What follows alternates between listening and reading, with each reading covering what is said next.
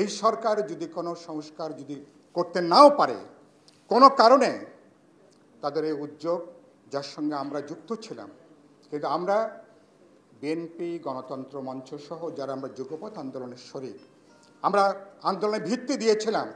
এবারকার লড়াইটা কেবলমাত্র একটা ব্যক্তি দলের পরিবর্তনের লড়াই না।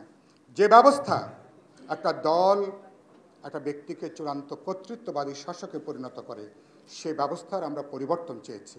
তার জন্য আমরা ৩১ দফা আমরা দিয়েছি।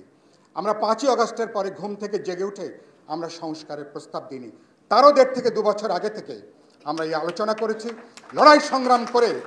তার মানে আমরা পুরনো ফ্যাসিবাদী জমানায় আমরা কেউ ফিরতে চাই না। এটাই হচ্ছে দেশবাসীর কাছে আমাদের প্রতিজ্ঞা, আমাদের কমিটমেন্ট।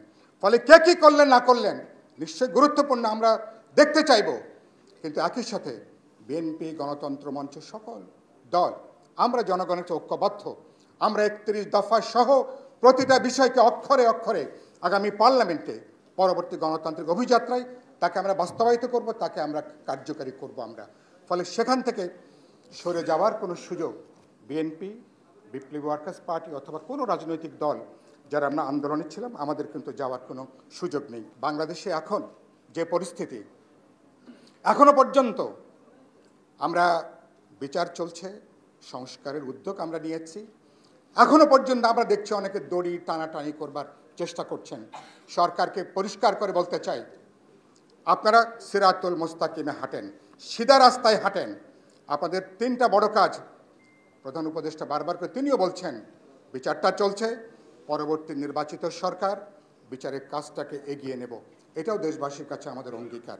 সংস্কারের ব্যাপারে বারবার করে আমরা অঙ্গীকার করে আসছি। ফলে এবং সেই জায়গাটা ফলে এখান থেকে পিছু হটার কোনো সুযোগ নেই। আর নির্বাচন, বাংলাদেশে আগামী নির্বাচন অনুষ্ঠান ছাড়া বাংলাদেশকে কোনোভাবেই রক্ষা করা যাবে না। বাস্তবে এখন যেটা আধা নৈরাজ্য চলছে, কোথাও দেশে কোনো সরকার আছে বলে বোঝা যাচ্ছে না। সেজন্য বলে একটা শক্তিশালী, যার একটা ক্ষমতার পিছনে পপুলার ম্যান্ডেট আছে, মানুষের সমর্থন আছে, এবং এজন্য একটা শক্তিশালী রাজনৈতিক সরকার ছাড়া বাংলাদেশের বিদ্যমান যে চ্যালেঞ্জ, অর্থনৈতিক, সামাজিক, সাংস্কৃতিক এবং বিচার এবং সংস্কারের যে ধারা, কোনোভাবেই তাকে এগিয়ে নেওয়া যাবে না।